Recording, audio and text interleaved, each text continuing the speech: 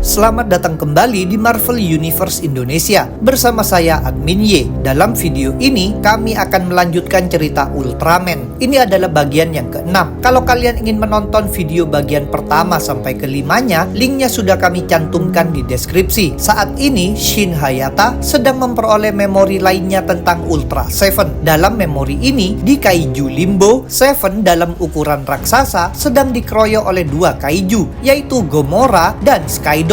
Seven kewalahan dalam pertarungan ini, maka Dan Moroboshi menyuruhnya mengecil dan bersembunyi. Dan memang bisa merasakan suatu masalah. Seven sudah sangat kewalahan akibat tidak memperoleh cahaya matahari dalam waktu amat lama. Sayang sekali sebelum Seven sempat melaksanakan saran Dan, tiba-tiba dari arah belakang, Gomora menusuk punggung Seven memakai culanya, lalu menyetrum Seven. Akibatnya, Seven terjatuh mati. Seven kemudian hidup kembali di dalam suatu bangunan di dekatnya dan menegaskan bahwa Seven tidak boleh terus-menerus mengalami hal semacam ini dan menyadari Seven memang selalu hidup lagi. Meskipun begitu, segala kematian dan kebangkitan berulang tersebut tetap berdampak buruk bagi Seven. Karena itu, Dan menyarankan Seven untuk memutus koneksi mereka supaya Seven tidak perlu ikut mati ketika Dan mati. Dengan tegas, Seven menolak kemauan Dan. Seven menganggap dirinya bersalah atas nasib yang kini menimpa Dan.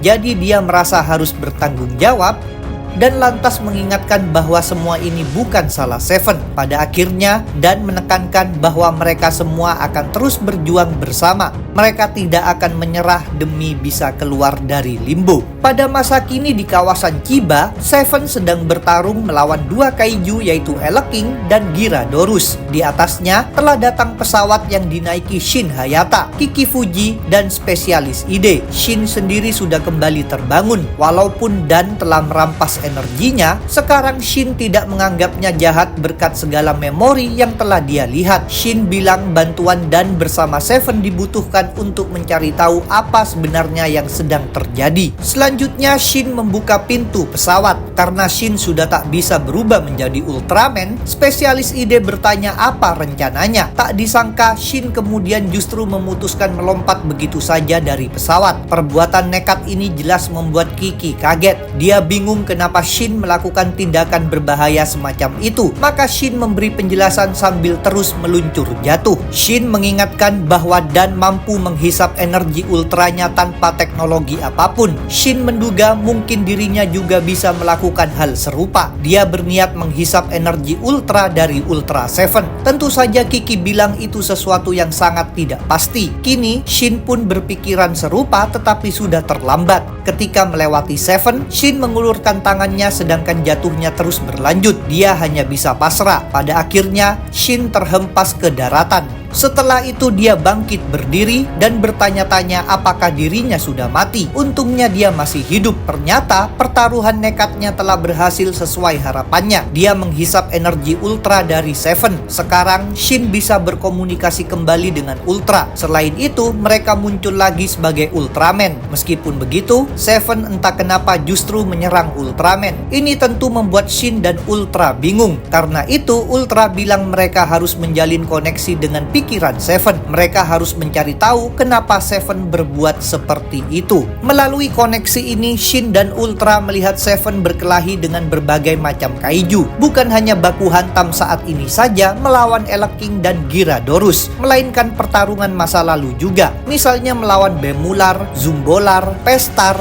Gomora, dan Skydon. Shin dan Ultra pun menyadari sesuatu. Seven tidak mampu membedakan masa lalu dan kini. Seven terjebak dalam memori kekerasan dan kematian. Akibatnya, pikirannya menjadi kacau. Itulah sebabnya dia tadi menyerang Ultraman. Terungkapnya fakta ini membuat Shin merasa bersedih. Maka Ultra melepaskan Shin dari koneksi dengan Seven agar Shin bisa berfokus kembali. Ultra juga memberitahu Shin bahwa sekarang mereka harus menghentikan Seven secara paksa, yaitu dengan kekerasan. Ultraman harus bersiap berduel menghadapi Seven. Pada saat yang sama, di gedung perusahaan Kato yang disebut Kato Tower, anak-anak angkat Katsuichiro Kato menonton baku hantam yang sedang berlangsung. Sebenarnya mereka ingin turun tangan tangan mengurusi masalah ini sebab mereka memang sudah berlatih untuk situasi semacam ini. Meskipun begitu, mereka masih harus menahan diri karena belum mendapat izin dari sang ayah. Saat ini Katsuichiro Kato sendiri sedang berbicara dengan wali kota Tokyo. Sang wali kota sebenarnya setuju dengan proyek Kato jika dilaksanakan di Tokyo, tetapi pertarungan kaiju sekarang terjadi di kota Chiba di luar kewenangan wali kota Tokyo. Hal ini tidak membuat Kato menyerah begitu saja. Dia tetap akan melaksanakan rencananya. Jadi dia meminta wali kota membantunya seandainya nanti ada masalah dengan pemerintah daerah Chiba. Sementara itu baku hantam dua Ultra dan dua Kaiju masih berlangsung. Karena ada bahaya Kaiju, Ultraman belum bisa benar-benar mengurusi Seven. Saat ini Shin Hayata juga mengaku bingung. Mereka telah melebihi batas waktu yang biasanya, tapi masih bisa memakai wujud Ultraman. Ultra pun menjelaskan mungkin penyebabnya adalah Ultra Seven. Dulu Seven tidak terluka parah ketika melakukan penyatuan dengan Dan. Jadi perubahannya tidak dibatasi waktu. Karena Ultraman sedang berada di dekat Seven, kehebatan tersebut juga didapatkan oleh Ultraman. Di tengah pembicaraan ini, Ultraman tetap harus berfokus sebab Eleking mencengkram satu helikopter yang sedang lewat sehingga penumpangnya berjatuhan. Dengan sigap, Ultraman menahan jatuhnya orang-orang tersebut. Di dekatnya, Seven akhirnya bertindak demi menghabisi Gyarados. Seven mengangkatnya, membantingnya, dan mencekiknya. Ujung-ujungnya Gyarados pun tewas. Setelah itu Seven beralih menyerang Eleking dengan memanfaatkan Ice Slugger, yaitu benda tajam yang terpasang di kepalanya. Seven melemparkan Ice Slugger yang sukses memenggal Eleking. Dengan dikalahkannya dua kaiju, Ultraman menghubungi Kiki dan memintanya pergi. Saat ini satu pesawat USP lainnya memang telah datang mengejar pesawat yang dinaiki Kiki dan spesialis ide. Maka Kiki bergegas mengemudikan pesawatnya melesat menjauh. Seusai kepergian Kiki, Shin bersama Ultra melaksanakan niat awal mereka. Tanpa adanya gangguan dari kaiju, terjadilah pertarungan antara Ultraman melawan Seven.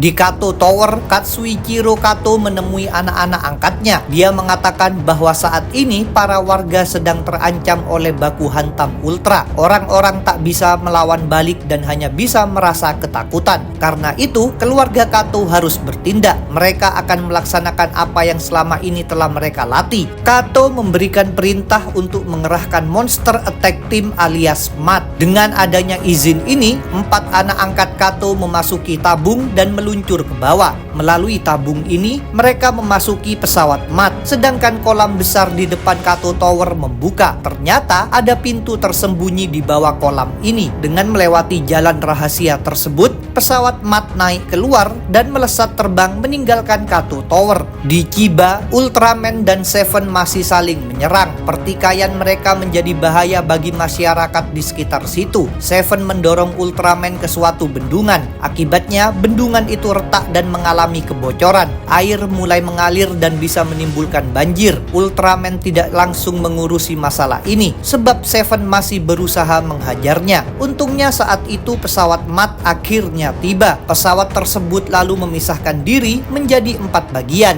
yang masing-masingnya dikemudikan oleh satu anak angkat Kato. Takeshi yang mengendalikan MAT 1 memberikan instruksi pada saudara-saudaranya. Berdasarkan instruksi ini, Yuriko yang mengendalikan MAT 4 memancarkan energi panas untuk menambal kebocoran. Pada saat yang sama, Fumio mengendalikan MAT 3 yang memiliki beberapa tentakel untuk menahan bendungan selama proses penambalan agar bangunan itu tidak roboh. Di dekat situ, pertarungan Ultraman dan Seven masih berlanjut, bahkan menjadi semakin parah. Seven melemparkan Ice Slugger pada Ultraman yang mampu menghindar. Meskipun begitu, Ice Slugger justru memotong sayap satu pesawat penumpang yang sedang lewat. Akibatnya banyak orang terancam akan tewas. Maka anak-anak Kato harus sigap bertindak. Fumio menggerakkan tentakel MAT 3 pada MAT 2 yang dikendalikan oleh Ippei. Dengan cara ini, MAT 3 bisa tiba dengan cepat di dekat pesawat yang sedang meluncur jatuh.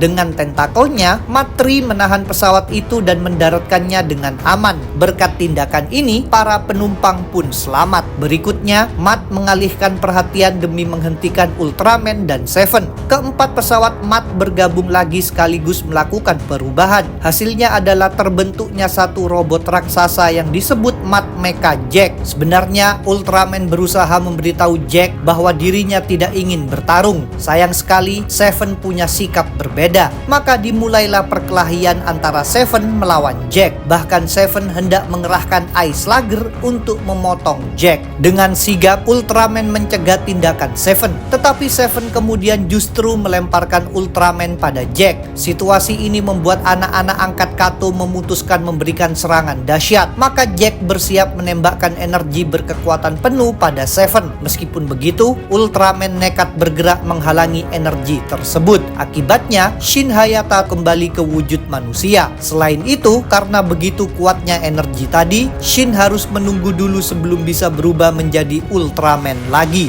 Tanpa adanya Ultraman, Jack bisa berfokus menyerang Seven. Tembakan energi butuh waktu untuk dipersiapkan. Jadi Jack memukuli dan menendang Seven. Ujung-ujungnya Seven pun dikalahkan oleh Jack. Di Kato Tower, Katsuichiro Kato yang dari tadi menyaksikan semua ini tiba-tiba dihubungi oleh Morhaime yang memprotes keterlibatan Matt dalam urusan Ultra dan Kaiju. Tetapi Kato sendiri sama sekali tidak peduli pada keluhan Morhaime. Maka Morhaime mengungkapkan sesuatu yang sangat mengagetkan. Morhaime mengaku dulu telah membunuh ibu Kato. Dia mengklaim pula bahwa Seven adalah bawahannya. Dengan memanfaatkan Seven, Morhaime bilang nanti akan membunuh anak-anak angkat Kato juga. Kata-kata Morhaime tentu membuat Kato naik pitam. Bahkan Kato langsung saja meninju komputernya, sehingga komunikasi dengan Morhaime terhenti. Di tengah kemarahan ini, Kato ditanyai oleh Takeshi yang ingin memastikan tugas membunuh Seven. Saat ini Jack memang sedang mendekatkan pedang energi ke arah Seven yang sudah terbaring tidak berdaya. Kepada Takeshi, Kato mengkonfirmasi bahwa Seven memang harus dibunuh. Cerita Ultraman jelas tidak akan kami lanjutkan. Jangan lupa untuk subscribe, like, komen, dan share. Kalian juga bisa bergabung di grup Facebook, like fanpage, follow Instagram, serta dukung Marvel Universe Indonesia di Saweria. Linknya ada di deskripsi. Sampai jumpa lagi dalam pembahasan tentang topik-topik Marvel lainnya.